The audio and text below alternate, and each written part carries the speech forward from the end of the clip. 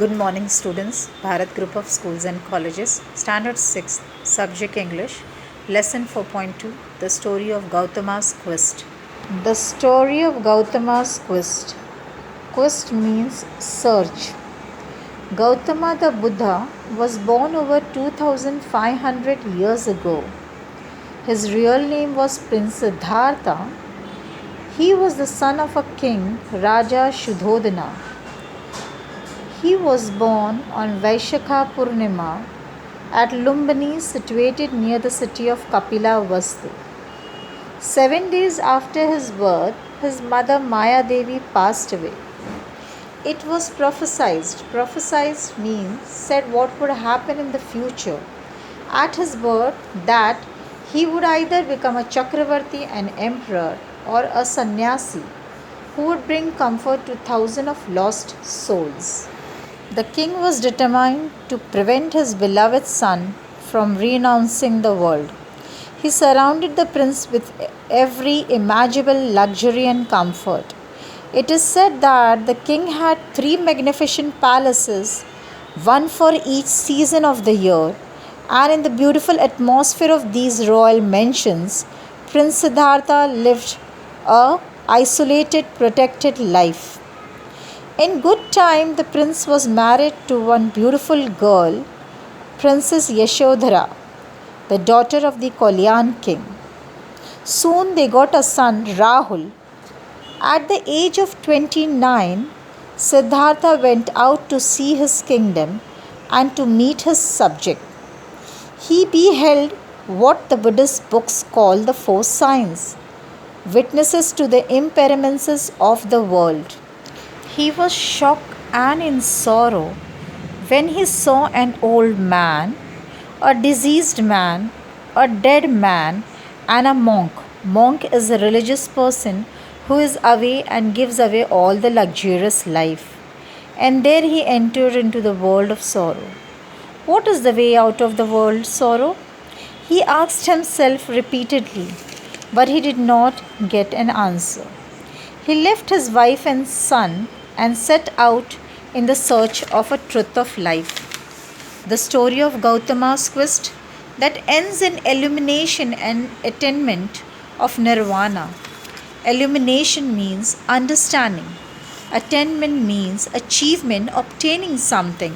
And nirvana is the state of peace and happiness that a person achieves after giving all the personal desires. For 6 years, Gautama practiced intense asceticism. Asceticism means simple and a strict, hard way of living for religious purpose. He ate barely a grain of rice. He was reduced to a bag of bones, but it served no purpose. Buddha then scattered a handful of grass on the ground beneath the Bodhi tree, where he sat down and formed a seat for himself, and said, I care not if my skin and nerves and bones decay. He thought, I care not if my life blood dries. I shall not give up until I attain to enlightenment. Here means a light or an answer for his question. What divine willpower in these words, and what may not a man achieve if he would wake up his willpower? It is said that he saw a vision which contained a message for him. It acted a spiritual stimulant to him. The words were, now here, the stimulant means something that encourages you and gives you energy. Tune the sitar neither low nor high. The string overstretched breaks and the music dies. The string overlack is dumb and the music dies. Gautam Buddha understood that he had tortured his body to starvation and it had taken to extremes. Then he followed the middle path. When he tried to get up to take a bath in the river, he found that he had become so weak that he could not rise. Just then a beautiful girl named Sujata appeared before him, carrying a golden bowl filled with sweetened milk and rice. When she saw the weakened ascetic, She offered the bowl at his feet. Lord, please accept my offering of milk and rice. Buddha accepted her offering. This was his first meal after many days of starvation.